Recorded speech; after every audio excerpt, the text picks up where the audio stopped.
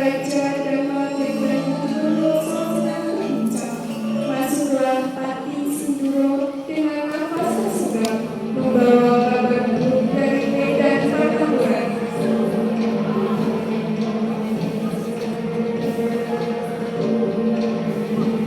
Begitu cepatkah kekalahan itu terjadi? Ayahnya, kita mau berangkat ke medan perang. Langsung ke medan perang. Pergilah dan bawa keteranganku ke Raden. Raden. Berjalan kepada dengan pada. Tapi jika Raden bersikeras, tinggalkan. Buatkan mati. Aku tidak takut. Aku akan pergi sendiri. Aku yang melihat dengan mataku sendiri. Baiklah, hamba akan berikan kepada keterangan kecepatan. Dan berhati-hatilah Raden. Kita akan berada lewat perjalanan.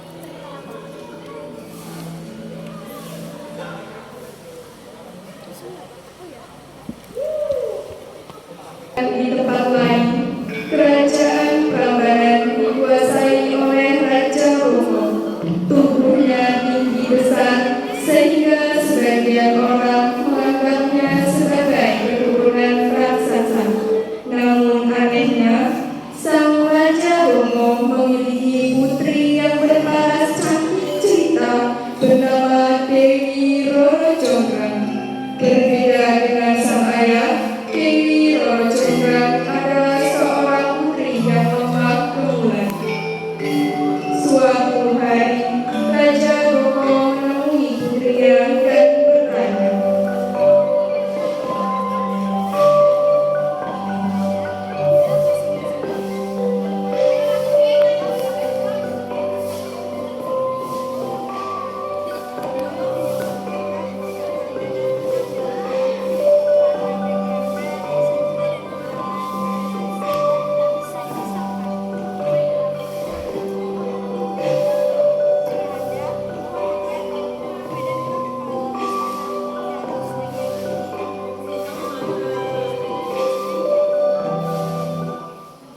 mendengar jawaban dari putrinya, sang raja berangkat memimpin pertempuran bersama beberapa pasukan pilihannya. Dengan kepergian Raja Romo ke medan pertempuran, kekuasaan di istana pun diserahkan kepada Dewi Roro Jonggrang. Dan sementara itu, dalam perjalanan menuju medan pertempuran, Joko Bandung harus melewati sebuah hutan anggur yang konon katanya bagi siapapun yang berani melewati hutan akan menjadi santapannya. Sang penunggu hutan tersebut bernama Bondowoso. Ketika Joko Bandung sampai di tengah hutan, tiba-tiba sebuah pohon besar roboh di depannya.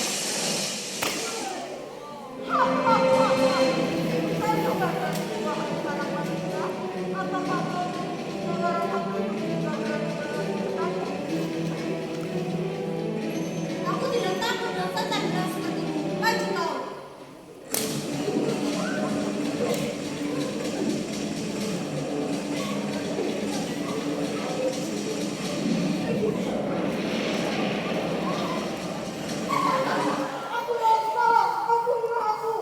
Beri aku alasan untuk mengampunimu. Beri aku alasan untuk mengampunimu. Aku akan mengabdi kepadamu. Jika kau menerimaku, maka kesaktianmu akan berlipat ganda dan kau bisa makan lagi di hutan ini. Baiklah, lakukan. Jiwa dan namamu melekat pada dirimu. Maka sekarang namamu menjadi Bandung Bondowoso. Kemudian Bandung Bondowoso berlari meninggalkan hutan. Medan pertempuran. Tidak butuh waktu lama, dia sudah sampai di medan pertempuran. Terlihat banyak pasukan kerajaan yang berdemparan dan sekarang. Aku datang untuk mengakhiri kezalimanmu. Terjadilah pertempuran hebat antara Raja Romo dan Bandung Bondowoso.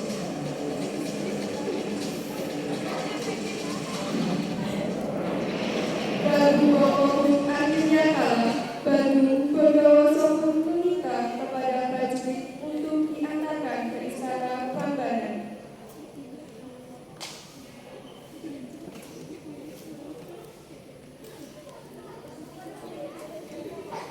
Kerajaan Prambanan. Sesampainya di istana, Bandung Bondowoso terpesona melihat kecantikan dari seorang gadis. Gadis itu adalah Roro Jonggrang. Roro Jonggrang pun juga merasa penasaran serta merasa ragu akan ketampangan dan kegagahan dari pemuda itu. Ini seorang putri yang sedang tuliskan.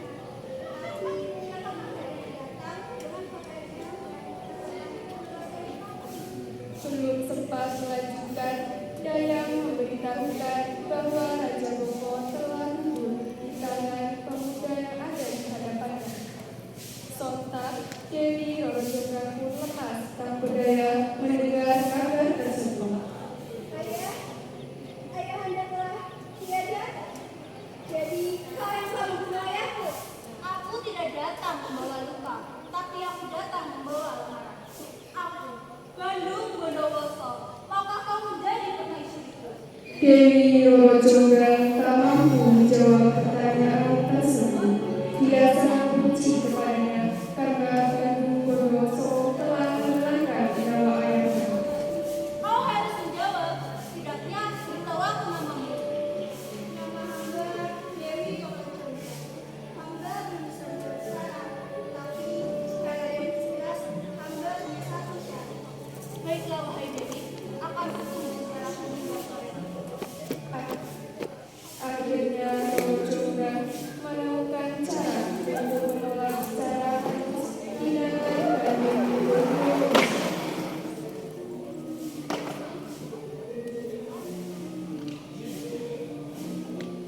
Katakanlah wahai Dewi, apapun syaratmu akan kupenuhi. Dia mengajukan syarat jika ingin menikahinya, Bandung Bondowoso pun harus membuat berdiri candi dan 2 sumur yang dikerjakan dalam 1 malam. Bangunlah candi tubuh, dengan 2 sumur, dan selesaikan semua itu dalam 1 malam wajar. Hanya itu, aku pikir kau akan memberikan syarat yang begitu sulit. Sejenak, Bandung Bondowoso berpikir dengan memejamkan matanya. Dia kemudian merasakan kekuatan Bondowoso dalam tubuhnya. Roh raksasa Bondowoso pun memberitahukan bahwa dia sanggup membantu dengan mengarahkan bala tentara jin. Mendengar jawaban dari Bondowoso, Joko Bandung pun kembali membuka matanya. Dia pun dengan sanggup permintaan sang dewi. Baiklah, wahai Dewi, aku terima tantangan. Hamba menunggu hari hasil hamba akan Dewi. Persiapkanlah dirimu, wahai Dewi Roro Jonggrang. Saat fajar tiba, kau akan menjadi permaisuri. Hamba akan mengikuti, tapi jangan harap semua akan mudah.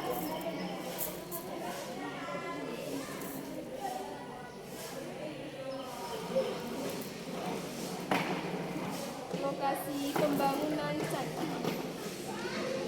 Hari pun sudah mulai gelap. Bandung Bondowoso duduk bersila di tempat yang lapang. Sebagai lokasi pembangunan candi dan sungai. Dia kemudian mengerahkan kekuatan dari Bondowoso sehingga membuat 2 sumur bukanlah hal yang sulit. Selesai membuat sumur, Bandung Bondowoso memulai ritual pemanggilan pasukan jin dan tak berselang lama 2 sosok jin muncul mengunjungi 2 jin yang tak kasat mata. Bandung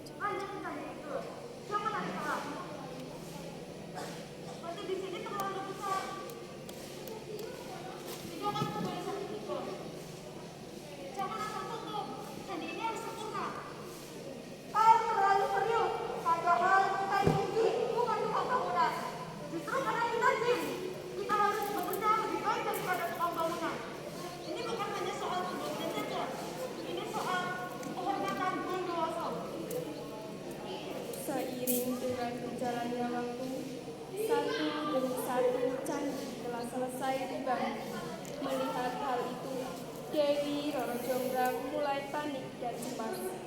Dia pun segera mencari cara agar Bandung Bondowoso gagal. Dewi Roro Jonggrang memerintahkan daya kerajaan memukul lesung sehingga terdengar suara Tidak, ini terlalu cepat. Baru tengah malam, tapi janjinya sudah habis minggu. Jika dia benar-benar berhasil, aku harus menikah dengannya. Tidak, ini tidak boleh terjadi. Gusti, apa yang harus kita lakukan?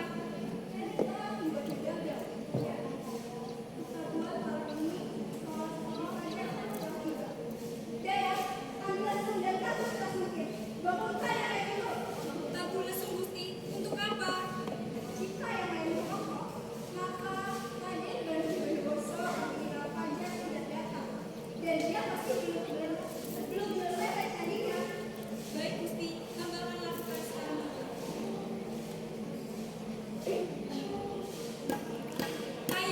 Ayo bangun, kokoklah kalian. Sementara para rakyat diperintahkan untuk membakar kayu dan tumpukan jam di sebelah timur kampanye. Kalian, rakyat Prambanan, dengarkan titahku.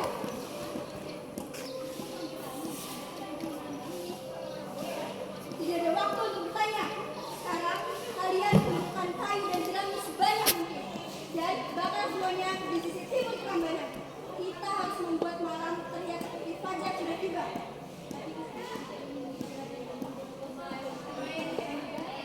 Ini demi keselamatan kita semua. Aku yang akan bertanggung jawab. Sekarang kalian lakukan titahku.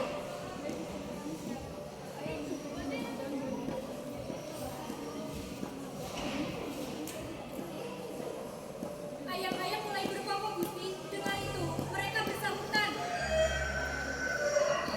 Dewi Roro Jonggrang yang mendengar itu tersenyum tipis.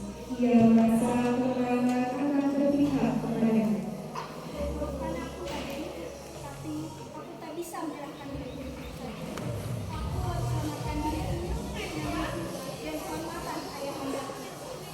Tak lama, seluruh ayam Prambanan mulai berkokok. Langit di sisi timur merah, seolah fajar mendatangkan. Cincin segera terbang cantik pada dan tanpa menyelesaikan cantik terakhir, mereka duduk dan melihat berhadapan. Apakah kau mendengar itu? Tidak boleh di sini.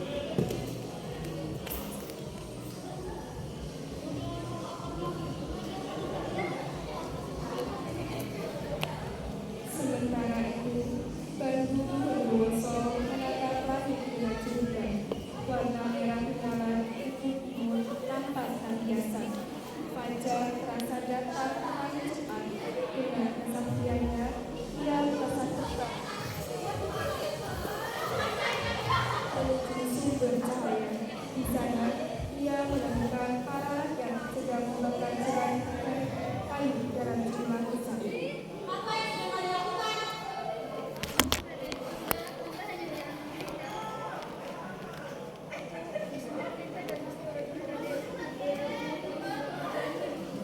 Untuk apa kalian membakar saya seperti pajaran?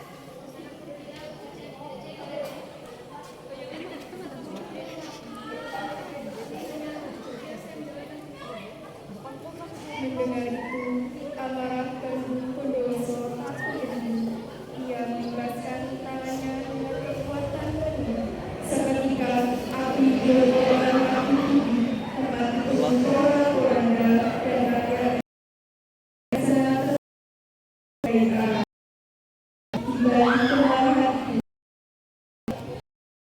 karena bisa ia sendiri.